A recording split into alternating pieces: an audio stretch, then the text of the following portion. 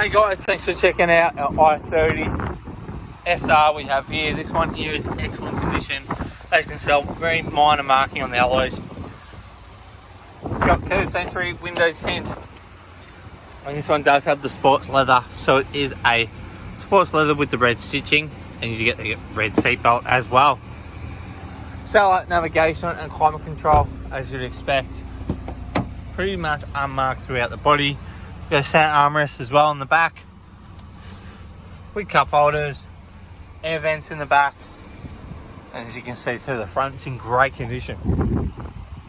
On the rear, alloy unmarked, with plenty of tread on those tyres. Across the back, it's quite unmarked, with your rear parking sensors as well.